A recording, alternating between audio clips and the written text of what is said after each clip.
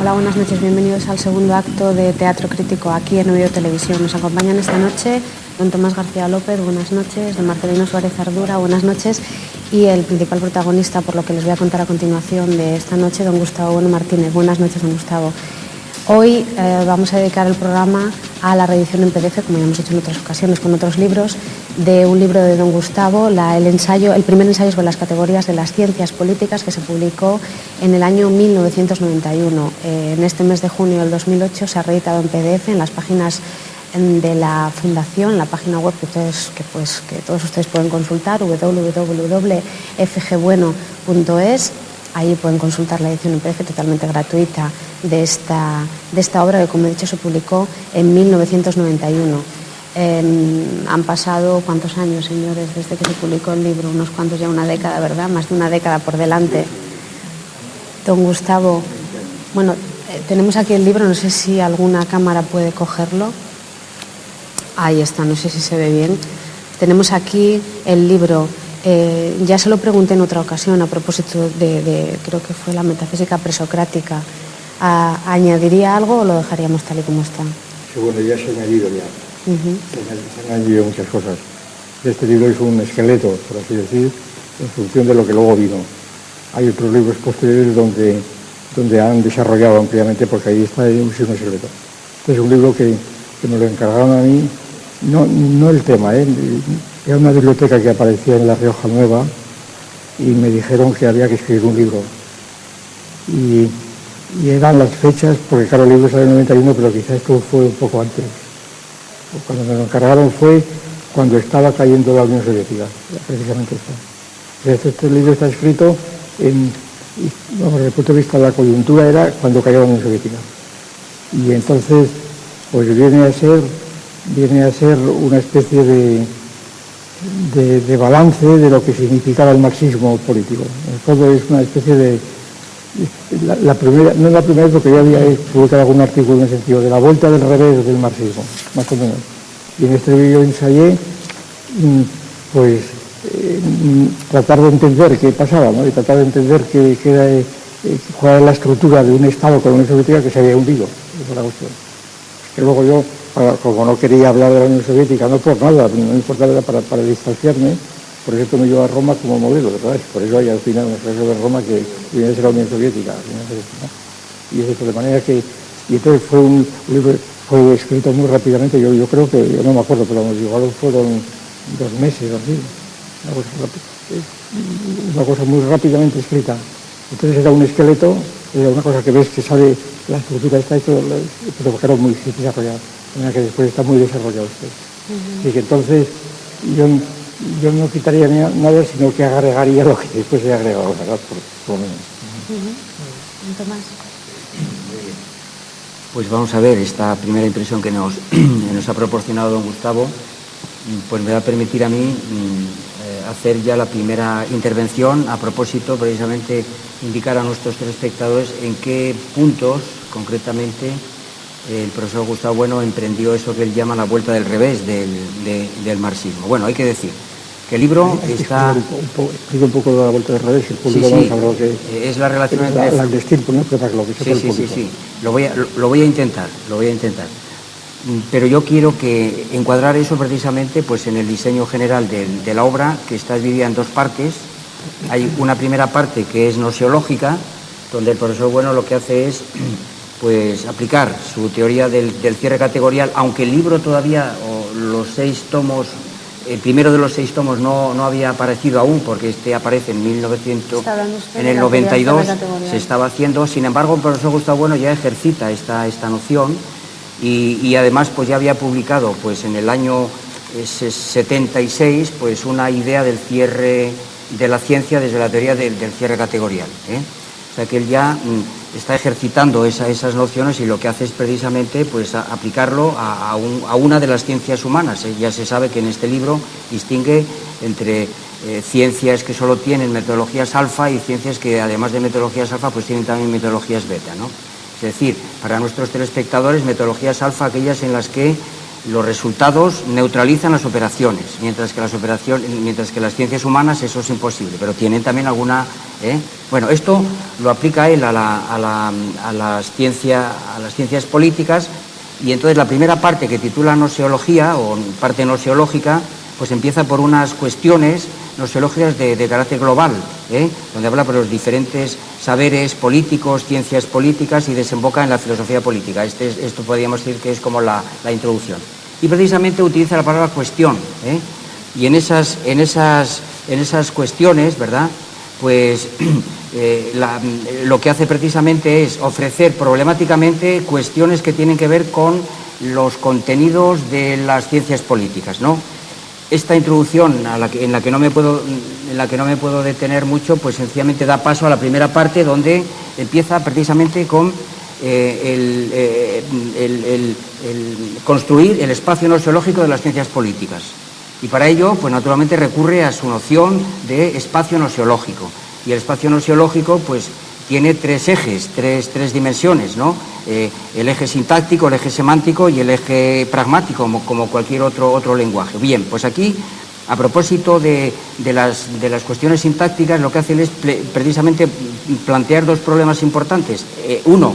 Un problema importante que tiene que ver precisamente con la crítica del individualismo, y un segundo problema, que es el que voy a plantear ahora en el eje semántico, que es justamente la crítica al marxismo. Voy a decirlo muy rápidamente. Por supuesto, toda ciencia tiene que tener términos, relaciones y operaciones, que eso es precisamente el contenido del eje sintáctico. Entonces, los términos de las ciencias políticas pues son configuraciones tales como instituciones, partidos, gabinetes, parlamentos, asambleas, comicios, manifestaciones, pero también el término individuo, como persona individual. Y entonces el profesor Bueno lo que dice aquí, precisamente problematizando la cuestión de los términos, es que pues un término simple como el concepto de individuo no tiene por ser primitivo. Esto es lo que dicen precisamente las teorías del pacto social. Es decir, que la sociedad no es fruto de determinaciones individuales, sino que en todo caso los individuos son fruto de la sociedad política. Ahí entonces ya el primer problema.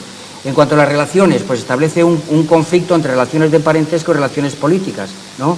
Es decir, las relaciones de parentesco en ocasiones en algunas sociedades políticas se confunden, en otras se coordinan, es el caso de los linajes, y en otro pues existe una organización administrativa donde es el marco administrativo el marco de la sociedad política. Frente a eso están las relaciones propiamente o formalmente políticas, que son las de la eutasia, y considera precisamente que el buen orden, esta es la palabra, es lo que significa la palabra eutasia, pues viene a ser algo así como la identidad política, la identidad sintética de las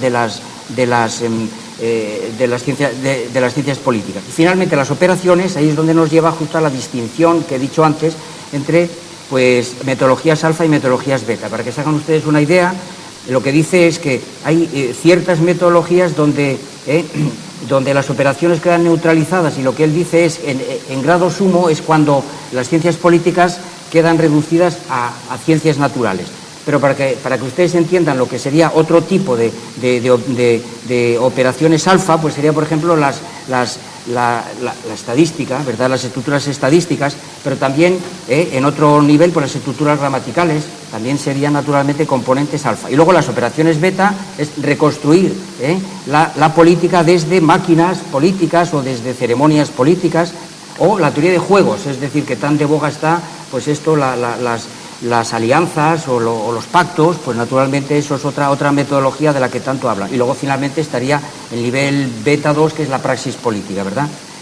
En cuanto a las cuestiones semánticas, yo tengo que decir que utiliza la palabra cuestión precisamente como sinónimo de problema, ¿no? Es decir, ahí lo que hace el profesor Bueno, si en la primera parte recupera el teteto de Platón, cuando Platón plantea pues eso, que hay saberes de políticos en activo y saberes pues que tienen que ver con los que eligen a los que mandan. También hay individuos como los matemáticos puros que no quieren saber nada de la política, y ese es el caso límite. Ahí problematiza y incorpora, por así decirlo, la tradición platónica. Pues en las cuestiones semánticas a mí me parece que hay resonancias de tipo escolástico, es decir, una palabra que recupera la tradición problemática de los planteamientos que hace Santo Tomás de Aquino en la Suma Teología. Y para él no hay sencillamente una exposición de lo que sería el eje semántico, sino que habla de cuestiones semánticas.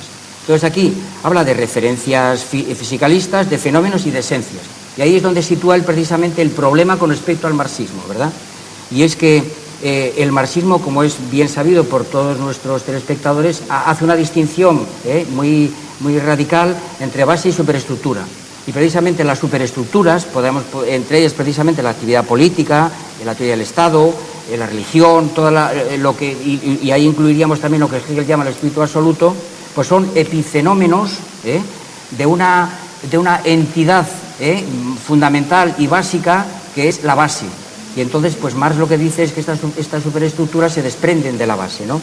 Entonces aquí es donde él plantea el problema de darle la vuelta al revés, es decir, que las relaciones entre base y superestructura estas dos palabras son conceptos conjugados, es decir, que hay una relación diamérica entre ambos asuntos y que no se puede naturalmente reducir lo superestructural a simples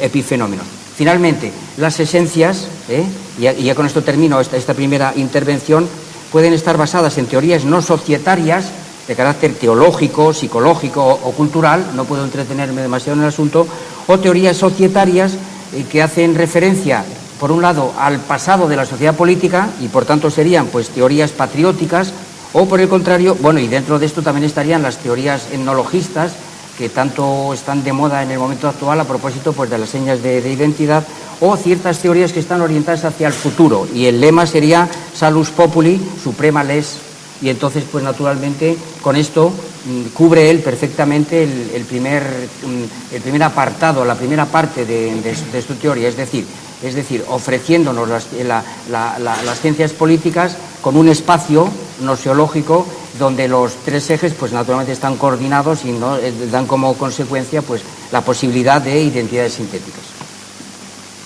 Sí, yo simplemente quería comentar que no hay que entender el primer ensayo como una suerte de discurso completamente exento, ¿no? Porque como si fuese, por ejemplo, la cúpula de Brunelleschi, que se levanta sobre su mismo andamiaje, porque cuando los historiadores del arte dicen eso, en el fondo la cúpula de Brunelleschi no se levanta sobre el mismo andamiaje, sino que se levanta sobre otras estructuras.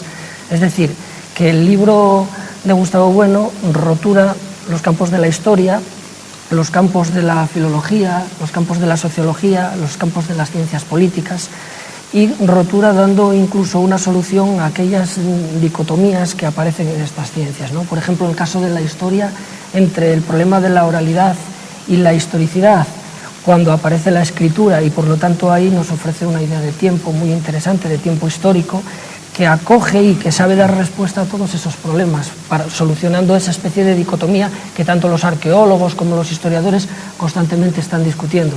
O, por ejemplo, un problema que al menos todos los que pasaron por la Facultad de Historia de la Universidad de Oviedo siempre vieron en los primeros años de sus estudios, que era enfrentarse con la obra de Gordon Childe y ver el problema del excedente, ¿no? El excedente como una suerte de recurso económico del que se beneficia una supuesta clase sacerdotal o de especialistas, y que solamente esa clase de especialistas surgen cuando aparece ese excedente del que se van a aprovechar, cuando realmente la cuestión es mucho más compleja, porque esos especialistas ya tienen que estar dados en las sociedades naturales y aprovechándose no de un excedente porque son ellos mismos los que están generando ese excedente, ¿no? Y entonces aquí sí que entronca con lo que acaba de decir Tomás del tema de la superestructura y la infraestructura, porque evidentemente cuando Gustavo Bueno en el libro dice el tema de darle la vuelta a Marx, suponiendo que claro, Marx también le ha dado la vuelta a Hegel, si hay que darle la vuelta a Marx que le ha dado a su vez la vuelta a Hegel, parece que tras un giro de 180 grados volvemos en otro giro de 180 grados a los 360 grados, volvemos al lugar en el que estábamos, pero la vuelta que se está dando aquí no se está dando en esos términos, no se está dando en el sentido de volver a la misma posición, sino de reintroducir en la infraestructura política todos los elementos que son de la infraestructura, pero que de alguna manera están desempeñando también funciones, o de la superestructura, quiero decir, están desempeñando funciones necesarias para el funcionamiento de la base de la infraestructura. Es decir, que, por ejemplo, cuando decimos que el carburo es el que hace funcionar una máquina, evidentemente es cierto, y si el carburo lo interpretamos como infraestructura, sí que sería la tesis marxista, pero resulta que cada una de las piezas que componen la máquina son necesarias para que tenga sentido el funcionamiento del carburo que hace funcionar a su vez la máquina. Y desde luego no podemos prescindir del carburo, pero la máquina está haciendo la posibilidad de que el carburo tenga sentido en ese complejo, ¿no? Esa sería, de alguna manera, por explicarlo más gráficamente, la vuelta que se hace de Marx, ¿no? Ese es un ejemplo, pero bueno, hay muchísimos otros, como también los problemas, bueno, infraestructura, superestructura o el del excedente que he dicho, ¿no? Y que con ellos empieza a recorrer empieza a recorrer todas las ciencias.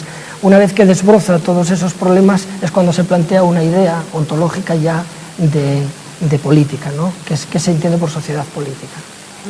Bueno, yo abundando lo que decía Marcelino, que me parece muy bien, un ejemplo, yo creo que central, no por el libro en general, sobre la cuestión de la vuelta del revés. La vuelta es la vuelta del revés en un punto central del marxismo, que es la teoría de las redes sociales como fundamento del Estado. Es decir, como todo el mundo sabrá, recordará, ¿verdad? Se discutió durante años, durante siglos, desde Marx hasta... Y ahora también se sigue discutiendo. Lo que pasa es que ya no tiene el grado de apremio que tenía cuando se escribió el libro, ¿no? Donde las discusiones eran diarias constantemente, ¿no? Pues la vuelta del revés, bueno, ya lo explicó Marcelino, es aquello que dijo Marx cuando alguien pensó que ya en la segunda edición del Capital que Hegel ya era perro muerto, ¿verdad? Ya es perro muerto, y entonces dijo Marx, Hegel no es perro muerto. Era una gran valentía de Marx, por supuesto. Hegel no es perro muerto, porque lo que hay que hacer es darle la vuelta del revés. Un stilpe, que es coger el calcetín y volver al revés. La vuelta al revés es porque dentro de su cáscara mística, algo así, se encuentra una semilla racional. Esa es la idea, ¿verdad? Pues un poco yo aproveché esa idea, bueno, que estábamos imbuidos enteramente en aquello, la vuelta del revés, y en este libro se trata de dar una vuelta del revés, pero no programática, sino ya ejecutada, aunque sea en esbozo. Bueno, pues un ejemplo, y las vueltas del revés son en muchos puntos, como ha dicho Marcelino, no es un punto, es en muchos puntos. Uno de los puntos, yo creo, más importante es este. Yo creo que todo el mundo se da cuenta del alcance que tiene, por lo menos la pretensión. Como es bien sabido, la teoría clásica del Diamat y del marxismo, pero sobre todo cristalizada en el Diamat fue la escolástica marxista de la Unión Soviética, ¿no? Que es la que hizo que el marxismo fuese conocido y durase durante todo el mundo, y las miles de ediciones del Capital y del Marx eran allí. La tesis esquemática era la siguiente: la sociedad humana procede de un pecado original, la historia de un pecado original, que es la división en clases. Hay un primer estadio, que es la comunidad primitiva, en donde todos los bienes se poseen en común, y entonces hay una especie de pecado original, bueno, digo por comparación con la versión bíblica, ¿no? Hay un pecado original, que es el momento en donde la sociedad se divide en clases, es la clase de los explotadores y la clase de los explotadores. Son dos clases sociales definidas por la relación con los medios de producción. Gustavo, me va a perdonar, pero tenemos que hacer un corte para publicidad. Lo dejamos aquí, en los explotadores y explotados, que está muy bien, seguro que a todo el mundo le interesa este tema, y más en las circunstancias en las que nos encontramos. Y a la vuelta de publicidad sigue. Muy bien, muy bien.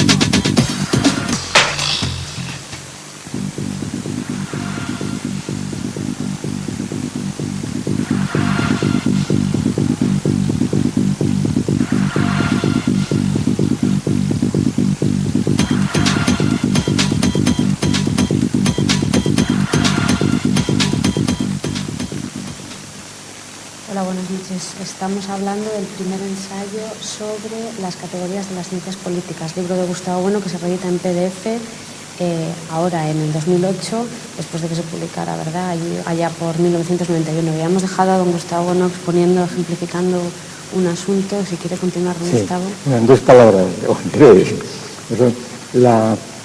Decíamos que en este libro hay un intento de dar la vuelta de revés a Marx. Y poníamos algún ejemplo, había puesto Marcelino algún ejemplo, y Tomás sobre lo que era la vuelta del revés y la Unstilpung, y yo iba a poner otro de los ejemplos que yo creo que todo el mundo entenderá, por lo menos la importancia que tiene, ¿no? Es la teoría de Marx del Estado, expuesta por Engels, un libro muy popular en aquellos años, lo leía todo el mundo. Entonces, el origen de la familia, propiedad del Estado. El libro de Engels era un libro que se leía a cientos, ¿verdad? Por todo, en la facultad todo el mundo leía los libros de la familia, propiedad del Estado. Bien. Pues, y cosa que invito ya a los oyentes que le echen un vistazo, porque tiene un vigor todavía que es impresionante el libro de Engels, ¿no? Desde luego. Entonces, esquemáticamente la teoría del marxismo, de Marx y Engels, era esta: la sociedad nace a la historia de la sociedad humana por el pecado original de la división en clases definidas en función de la relación con los medios de producción. Y aquí las 2 clases son los que poseen los medios de producción, arrebatándose a los demás, y los que no los poseen, explotadores y explotados. Estas clases que dividen la sociedad, en 2 grupos, va evolucionando, y entonces, saltando muchas etapas porque no hay tiempo, el Estado, en definitiva, viene a ser una especie de institución establecida por los explotadores para poder perpetuar y asegurar y extremar la explotación de los oprimidos. Entonces, el Estado es un instrumento de explotación de los oprimidos. Y por consiguiente, el Estado pues es, en principio, claro, esto está en relación con el principio anarquista del marxismo, porque aunque después el choque con el anarquismo en la Primera Internacional, la famosa conflicto Bakunin-Marx, versó sobre este asunto, pero es muy importante tener en cuenta siempre y no olvidar que el fin último del marxismo era el anarquismo, era la abolición del Estado. La abolición del Estado, pero la diferencia es que los anarquistas querían la abolición inmediatamente, ¿verdad?, como primera fase, y Marx era la gran novedad. Marx creía que era imprescindible mantener el Estado y apoderarse de él, precisamente para poder lograr el fin del Estado. Es decir, la posición de Marx era totalmente dialéctica, entonces la de Bakunin pues no era dialéctica, era simplemente destruir simplemente el Estado como instrumento opresor. Entonces, la vuelta del revés que yo aquí ensayaba es la siguiente: el concepto mismo de propiedad. La propiedad es un robo, decía Proudhon, como es bien sabido. Claro, pero la propiedad es un robo, y esta es una idea que ya está en Marx. Es un sinsentido, porque si la propiedad es un robo, ¿a quién roba? Si no había propiedad, ¿verdad? ¿A quién roba? Es una de las famosas frases que más éxito han tenido, que han electrizado a millones de individuos. La propiedad es un robo, ¿verdad?, a millones de trabajadores, y es una frase completamente estúpida, sin sentido ninguno. Es decir, ¿a quién va a robar la propiedad cuando empieza la propiedad, si no hay propiedad? Porque robar se supone que robar lo que es propio de alguien, pero si no es propiedad de alguien, bien. Entonces, la idea central de la vuelta de revés aquí es la siguiente: que la división en clases sociales, de conflictos de clases, no es anterior al Estado. El Estado no brota de ese conflicto, sino que las clases brotan precisamente del Estado. ¿Cómo? Simplemente introduciendo una cuestión que por cierto, ulteriormente, y sobre todo en nuestros días, ha cobrado un protagonismo esencial, sobre todo con la división territorial de España y otros países. Es la siguiente: la apropiación. ¿De qué apropiación se habla? Hombre, se habla de apropiación, sobre todo cuando cogemos las cosas históricamente, de apropiación no ya de los bienes de uso individual, pues, por ejemplo el indumento, que también, ¿verdad?, el alimento, ¿no?, sino de apropiación de los bienes de producción colectivos. El primero es el territorio. El primero es el territorio que queda delimitado para un grupo social muy complejo y a su vez, pero en fin, el territorio. Pues bien, la idea central que se expone en el libro es que la apropiación de un territorio ya constituye una apropiación, ¿verdad?, anterior a la apropiación de las clases sociales. Es decir, que antes de constituirse el Estado ha habido una apropiación del territorio, por razones mucho más complejas y que analizar. Y esta apropiación es la que no considera precisamente el marxismo. Porque todas las discusiones del marxismo son la propiedad dentro de cada Estado. Es dentro de cada Estado donde está la apropiación. Y entonces, asombrosamente, estuve repasando todos los textos y veía que se habían resbalado por este camino. Simplemente estaban circunscritos en el Estado. Pero es que la propia definición del Estado ya supone una apropiación con respecto a todos los bienes comunes, digamos, para toda la humanidad. Cuestión importantísima, para que todo el mundo se dé cuenta de la importancia, de por qué razón, para hablar de una cosa muy conocida entre nosotros, el derecho de los españoles a entrar a las Indias, ¿verdad? Porque es que lo ocupaban los indios, pero es que el primer ocupante ya tiene más derecho que el segundo ocupante. ¿Y cuál es la razón por la que el primer ocupante tiene más derecho que el segundo? Entonces, ahí estaba esta cuestión fundamental. Es decir, los españoles, según esto, tendrían tanto derecho a entrar en las Indias, aunque estuvieran ocupadas, como los primeros que fueron los primeros. No hay ninguna razón, ningún derecho natural, como te decía. Entonces, se dice que es una cuestión central, ¿verdad? Es una cuestión central. Entonces, lo cierto es que se apropia o se circunscribe un territorio más o menos extenso, a veces extensísimo, claro, y entonces es cuando está ya establecido, cuando ese territorio común del grupo se redistribuye. Y esa redistribución, ahí es cuando aparece la propiedad, en esa redistribución. Ahí es cuando aparecen las clases sociales, dentro del Estado. Y entonces resulta que hay una dialéctica de clases que está a su vez mezclada con la dialéctica de los Estados, que es la que produce pues, toda la complejidad y toda la dificultad de los análisis históricos. Claro. Y entonces, no es la lucha de clases simplemente el motor de la historia. No se niega la lucha de clases, por supuesto, porque esa lucha de clases es una cosa puramente abstracta, que está completamente mediada por la lucha de Estados, que resulta que son los verdaderos protagonistas de la historia. Es decir, que las unidades de la historia son los Estados y no las clases, o las dos cosas, pero luego las clases se empiezan a complicar porque no son dos clases, son 30, 40, etcétera. Claro, para seguir con lo de bueno, ¿no? Cuando Marx y Engels publican el Manifiesto Comunista, enfocan potentemente esa lucha de clases y hablan de libres esclavos, siervos señores, burgueses proletarios, pero realmente no están diciendo da la impresión de que esa especie de continuidad evolutiva de lucha de clases entre las distintas clases antagónicas se está dando como una especie de estado que está flotando y que no se sabe dónde está, pero esos libres y esos esclavos están en Roma frente a los sucesores de Alejandro Magno, que son Grecia, y esos señores feudales están en Castilla frente al reino de Aragón o frente a los musulmanes, y así eso es lo que no enfoca. Vamos, justamente lo mismo. La experiencia de las dos últimas guerras mundiales, cuando según la teoría marxista, la Primera Guerra Mundial mantenida sobre todo por los espartaquistas, cosa de Luxemburgo, etcétera, cuando abajo las armas, abajo la guerra, camaradas, obreros, no vayáis a la guerra, vais a luchar con vuestros hermanos, ¿verdad? Entonces, vuestros hermanos obreros franceses son proletarios hermanos nuestros, bien, todo lo que se quiera, pero luego resulta que está ya la guerra, ¿verdad? El hecho de ser francés está más cerca de Francia que de un proletario alemán, ¿verdad? Entonces está ya la guerra. Y en la Segunda Guerra Mundial lo mismo. Es decir, que entonces las guerras son entre estados, no entre clases. Entonces aquí yo quisiera hacer una puntualización.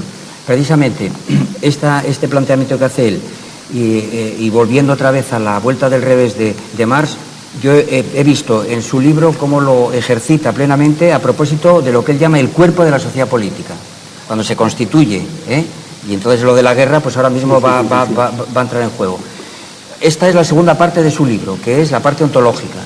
Y ahí, pues, el profesor, antes de hacer, en su introducción, como siempre, aclara el concepto de ontología, oponiéndolo a fenomenología y a ciencias positivas, pero inmediatamente, pues, digamos que esas cuestiones o esos problemas ontológicos atañen al núcleo, al curso y al cuerpo.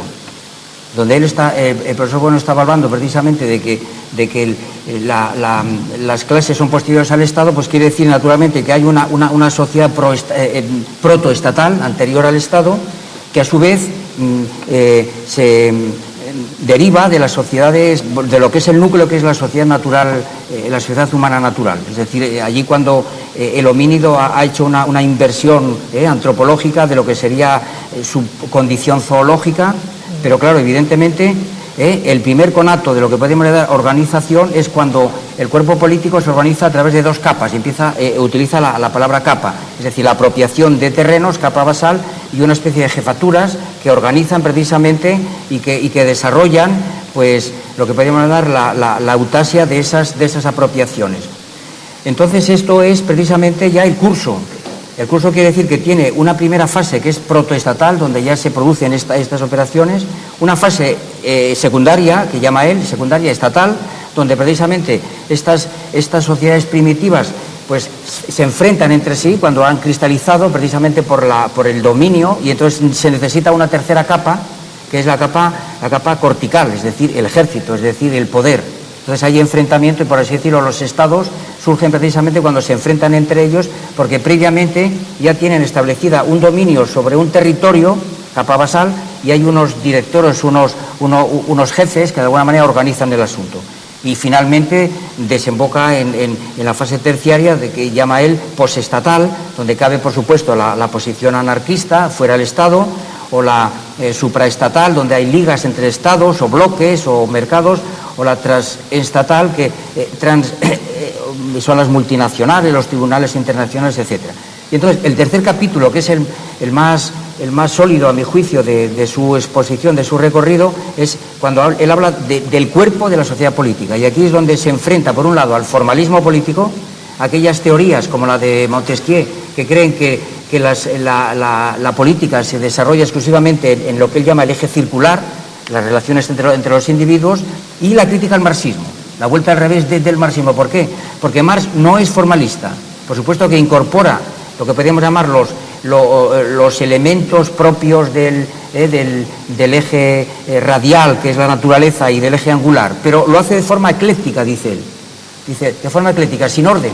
Es decir, que no establece unas conexiones adecuadas precisamente para constituir un cuerpo de la sociedad política. Y por tanto, pues hay salidas voluntaristas, mentalistas, y entonces pues el profesor Bueno lo que dice, y vuelve otra vez a la idea de base y superestructura. Entonces el profesor Bueno redefine el concepto de base, no en el sentido marxista como el motor oscuro y oculto que hace que surjan las superestructuras y por tanto las relaciones políticas, sino que la base es el sistema de fines de las propias operaciones subjetivas, y por tanto tiene que haber un sistema apotético de fines, es decir, que la base, pues naturalmente permite, por así decirlo, que se constituya la sociedad política, y entonces la política revierte, es una relación diamérica,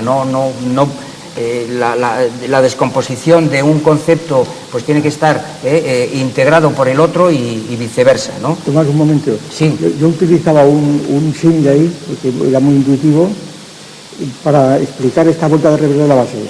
Si la base es una metáfora tomada por Marx, Ausbau, ¿verdad?, de la arquitectura. Hay una base, un cimiento, y luego sobre ellos se edifican los pabellones, que son las superestructuras. Claro, esta metáfora de Marx pues arrasó completamente. Yo creo que fue uno de las metáforas más graves que tuvo el marxismo para su trivialización y su degeneración. Claro, porque resulta que la base se convertía en base y en motor, que sostenía todo y los ejemplos que ponían, evidentemente, si la base falla, si ahora fallan el petróleo, ¿verdad?, que es básico, se paraliza el sistema, se colapsa el sistema económico y el Estado, ¿sí? Entonces, yo recuerdo que sustituí esta metáfora de Ausbau, base y pabellón y tejado y superestructura, que se derrumban cuando la base cae, la sustituí por una metáfora de carácter biológico, que es la siguiente: lo que sostiene a un organismo son los huesos. Son los huesos, y en los huesos te desploma a un vertebrado, ¿verdad? Ahora, los huesos no son anteriores a los tejidos, los huesos salen de los tejidos. Esa es la idea. La base que nos soporta, ¿verdad?, a nuestro organismo bipedestado de vertebrados son los huesos, sin duda ninguna, pero esos huesos no son anteriores al organismo, sino que brotan del propio organismo. Un poco es esa idea. Entonces la base está ya originariamente dentro del organismo general. Nos hemos quedado sin tiempo, Marcelino. Faltaría una referencia a las tipologías, a los tipos de sociedades políticas en función precisamente de este... Nos hemos quedado sin tiempo. Don Tomás, cuando acabemos aquí, habla usted con el director del programa y le consulta sobre la posibilidad de hacer una segunda parte y seguro que nuestros espectadores también nos lo agradecerán. Yo ahora es mi deber cortarles, y decir lo que siento esta obra mucho. Se desarrolla en otras obras posteriores. El panfleto contra la democracia desarrolla este cuerpo de la sociedad política. Gracias a todos por acompañarnos. Si don Tomás es muy insistente, dedicaremos una segunda parte al primer ensayo y gracias a los tres, por supuesto, por estar aquí esta noche. Buenas noches.